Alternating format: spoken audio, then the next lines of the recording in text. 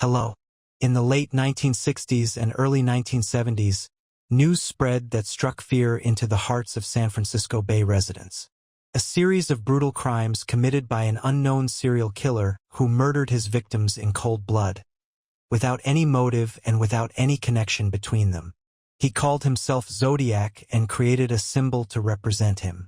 He kept playing games with the police and journalists, sending provocative letters in which he confessed to his crimes and threatened new ones. He always ended his letters with strange ciphers that he challenged the police and the public to solve. Although he admitted to committing 37 murders, the police were only able to confirm 5, turning the Zodiac Killer case into one of the most complex and mysterious criminal puzzles in history. Welcome, and let me tell you today the story of the Zodiac Killer. But before we begin, don't forget to subscribe and turn on the notification bell so you'll get notified with a new story. In early July 1963, Lompoc High School in Santa Barbara County, Southern California, was saying goodbye to a new graduating class. At that time, most high schools gave their seniors a day off to celebrate together like a graduation party. Indeed, the students agreed on a place and gathered to celebrate. But one student, 18-year-old Robert Domingos, decided instead to take his girlfriend, 17-year-old Linda Edwards, and go spend the day at a nearby beach. The plan was for them to spend the day and then Robert would drive Linda home. But hours passed, the day ended, and Wednesday came, and Robert and Linda still hadn't returned. Robert's father got worried and went to look for them at the beach. There, he found a horrifying scene. Both were murdered and their bodies dumped inside an abandoned shack by the beach. He quickly called the police, who discovered that the killer had tied both of them by their hands and shot Robert 11 times and Linda 9 times. The weapon used was a Winchester Western Super X.22 caliber rifle. Afterward, the killer dragged their bodies inside the shack and tried to set them on fire but failed because the matches were old. So he left them and disappeared. What was strange was that the investigation confirmed there were no fingerprints, no clues about the killer, no robbery attempt, no sexual assault, and the victims had no enemies. There was simply no motive for the crime, as if the murderer just happened to see two people sitting and decided to kill them. 3 years later, on October 30th, 1966, 18-year-old student Sherry Bates left her house in Riverside, California. Around 4:30 to 5 p.m., she left a note for her father, who was at work, saying she was going to the university library to do some research. She drove there, but that night, around 10 p.m., her father returned home, read her note and waited for her. Midnight passed, but Sherry hadn't come back, even though the library closed at 9. At 5:30 the next morning, he called the police to report her missing.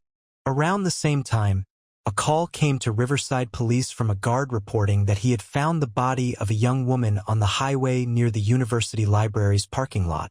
Police rushed there immediately. They discovered the body lying between 2 abandoned houses. It was Sherry. She had been stabbed multiple times in the chest, neck, and shoulder with a 7-centimeter knife. Next to her body was her purse with all her belongings, including money, untouched. Her car was still parked in the library garage. The crime wasn't robbery-related. Investigators believed the killer had somehow tampered with Sherry's car to disable it, then offered her a ride. Once they were far enough, he attacked. The only bright side was that Sherry seemed to have fought back. Under her fingernails were traces of brown hair and skin, and she had ripped a wristwatch off the attacker's arm without him noticing. Near the scene were also footprints of military boots, shoes that weren't sold in stores but only through army supply outlets. Yet despite all these clues, investigators couldn't identify the killer. Suspicion fell on a young man who had a past relationship with Sherry, but the evidence didn't match him. He remained a suspect but was never proven guilty. A month later, on November 29th, 2 identical letters arrived, one to the police, another to the Riverside Press Enterprise. Both titled Confession. They contained details about the murder that only the killer or investigators could know. The writer described Sherry as a target, insisted he wasn't sick but insane, and ended with a cryptic symbol. The next day, another handwritten note arrived to the police, the press, and Sherry's father. It said, "Bates had to die. There are more coming." Signed with a strange mark that looked like a Z or the number 2. 6 months later, a library custodian found a disturbing poem carved into a desk, glorifying murder. Investigators added it to the evidence. More than a year passed until December 20th, 1968, just 5 days before Christmas. That day, 17-year-old David Faraday went to pick up his girlfriend, 16-year-old Betty Lou Jensen, to take her to a party. But instead of going to the party, they decided to drive to Lake Herman Road to spend time together. At 11:20 p.m., a driver passing by noticed a car parked strangely in the road, its doors open and windows shattered. He found David lying outside, shot in the head, and Betty with 5 bullets in her back, dead. Police later concluded that the shooter had fired at the car first to scare them out, then shot David as he stepped out, and Betty as she tried to flee. The weapon, a Winchester Western Super X.22 caliber rifle, the same one used in the 1963 murders. Again, no robbery or assault motive. But because of the different locations and years apart, nobody linked the cases at the time. Another unsolved crime. 6 months later, on July 4, 1969, 22-year-old Darlene Farron, a young wife and mother, finished work at a diner. She met 19-year-old Michael Mageau, and together they drove to Blue Rock Springs Park around midnight. Suddenly, another car pulled up. A man got out holding a flashlight, shining it at them. At first, they thought he was a cop, until he pulled out a 9mm pistol and opened fire. He shot them 5 times, then started walking away. Hearing Michael groan, he turned back and shot them both twice more. Michael survived, badly injured, but Darlene died.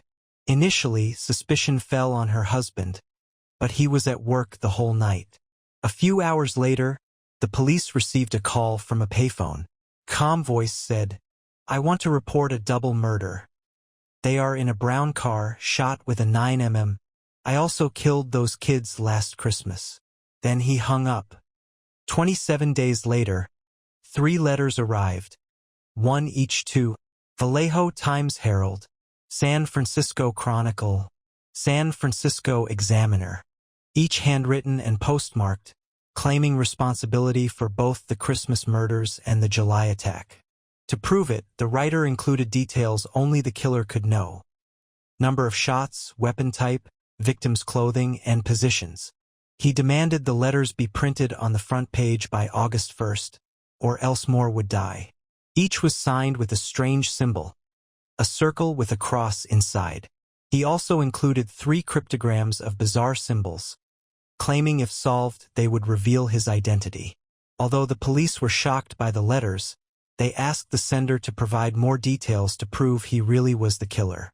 On August 4th, another letter arrived at the Examiner, 3 pages long. He mocked the police, gave very specific details about the Blue Rock Springs attack, and expressed anger that the Examiner had printed his first letters on page 4 instead of the front page as he demanded. He used the same cross-circle symbol again, but this time he referred to himself for the first time as Zodiac.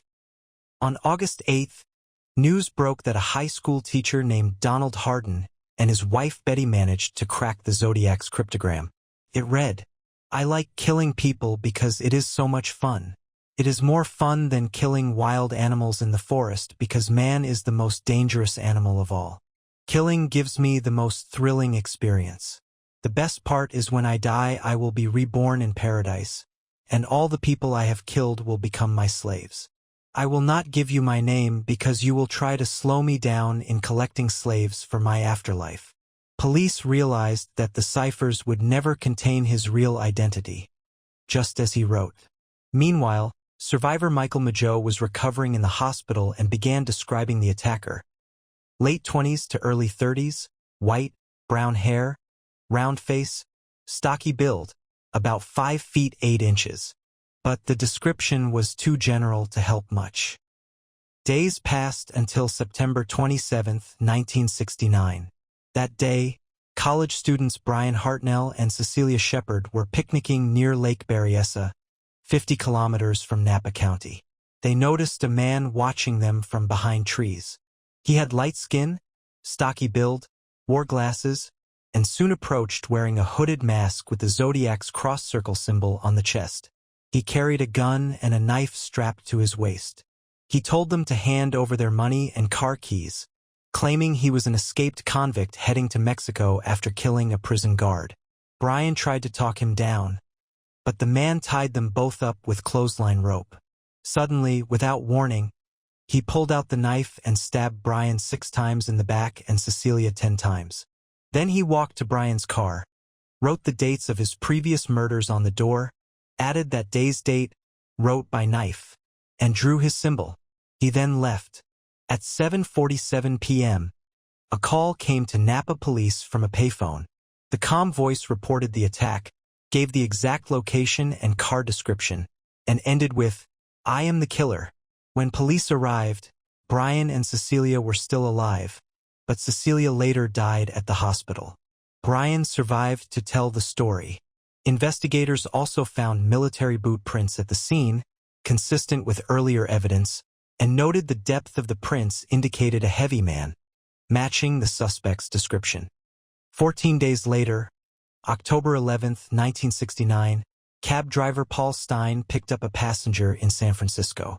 At Washington and Cherry Streets, 3 sisters saw from their window that the passenger shot the driver in the head, took his wallet and keys, then cut a piece of his shirt soaked in blood and pocketed it. He wiped the cab to remove fingerprints and walked away. The girls called the police immediately, describing him as heavy-set, with glasses, but in the dark mistakenly said he had dark skin. Patrol officers searching the area stopped a white man with glasses nearby but let him go, thinking he didn't match the dark description. Later, the crime was wrongly logged as a robbery gone wrong. This enraged the Zodiac. 2 days later, he sent a letter to the Chronicle, admitting responsibility for killing the cab driver and including the bloody shirt piece as proof. He mocked police for letting him slip away, saying he was hiding in the bushes watching them. He threatened to blow up a school bus full of children. The letter was stamped with strange fingerprints no one has ever identified. On November 8th, he mailed another piece of the shirt with a greeting card, again mocking police, plus a new cipher of 340 symbols. The very next day, November 9th, he sent his longest letter yet, 7 full pages ridiculing investigators, confirming he was the man officers had stopped after the cab murder, and including a diagram of a bomb. Then he vanished for over a month. On December 20th, he resurfaced with a letter to famous lawyer Melvin Belli. He wrote, "I cannot control myself. I am afraid I will kill again. It will be my 9th or 10th victim. The children are still safe because I have not finished my bomb. Please help me." Belli contacted police and tried to lure him, but the Zodiac never replied again. On March 22, 1970, 22-year-old Kathleen Johns was driving with her baby daughter Jennifer to visit her mother in Northern California. A car behind her flashed lights until she stopped. A man told her her wheel was loose and offered help. He replaced it with the spare, but minutes later the wheel came off completely. He then offered her a ride. Pregnant and stranded in the dark, she accepted. During the ride, the man drove erratically, sometimes speeding, sometimes slowing. Twice they passed gas stations, but he refused to stop. Kathleen grew suspicious, and finally, when he slowed, she grabbed her baby and jumped from the car into the roadside brush. The man stopped, watched her, then calmly drove off. Later, Kathleen made it to a police station and identified the man as looking exactly like the Zodiac sketch. Her car was later found burned, likely by him. Days later, a bomb exploded at a police station. Though initially blamed on Zodiac, he denied it in an April 20th letter to the Chronicle, saying rain had ruined his bus bomb. On April 28th, another letter demanded that San Francisco Bay residents wear Zodiac buttons with his symbol. On June 26th, he mailed a map of San Francisco claiming another undiscovered victim. On July 24th, he complained people weren't wearing his symbol and admitted to the failed kidnapping of Kathleen Johns and her baby. In May 1970, nurse Donna Lass disappeared after leaving her job at a Lake Tahoe casino. The next day, her employer received a strange call claiming Donna had left town due to family issues, though her car remained parked outside her home. Investigators suspected Zodiac's involvement, especially since one of his later postcards referenced Lake Tahoe. Though no more murders were officially linked, Zodiac kept sending letters, boasting his victim count rose to 37. On March 13, 1971, he wrote admitting he had killed Sherry Bates in 1966. His strange letters and cryptograms continued until 1974, then suddenly stopped. No one ever discovered his identity. Over 350 suspects were investigated, but two men drew the most suspicion. The first was Arthur Lee Allen. He matched many Zodiac traits: stocky build, round face, white, brown hair, former Navy man. Friends recalled him wearing military boots. He owned a Zodiac brand watch with a similar logo to the killer's. He even told friends he was writing a novel about a killer taunting police with crime details. He lived near most crime scenes. Allen was known for troubling behavior, fired from teaching for carrying a loaded gun in his car. He often had alcohol problems. The only sick day he ever took was right after Sherry Bates's murder.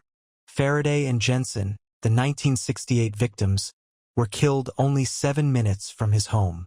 Darlene Ferrin and Michael Mageau were attacked 4 minutes from his house. After Brian Hartnell and Cecilia Shepard's stabbing, witnesses said Allen had blood on his knife, which he explained as chicken blood. A man named Ralph Spinelli later told police that Allen had confessed to being Zodiac and said he would soon kill a cab driver in San Francisco. The crime happened exactly as described, but police failed to act on the tip. After Allen was interrogated in 1971, Zodiac letters stopped for 2.5 years. The final confirmed Zodiac letters, in 1974, coincided with Allen's prison sentence for child molestation. When Allen died in 1992, survivor Michael Mageau identified his photo immediately, screaming, "That's the man who shot me!" But DNA, fingerprints, and handwriting from Zodiac never matched Allen's samples. He was never proven guilty.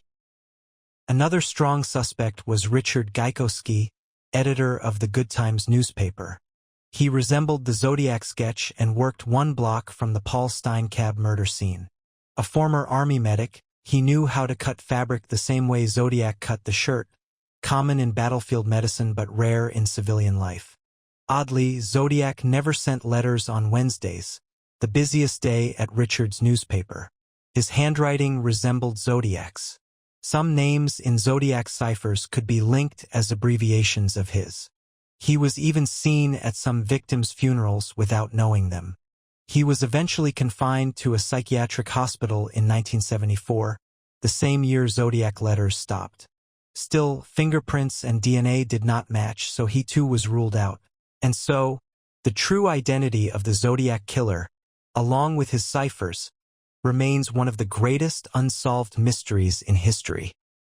If you enjoyed this video, don't forget to like, subscribe, and turn on the bell to get more of the world's strangest and darkest crime stories.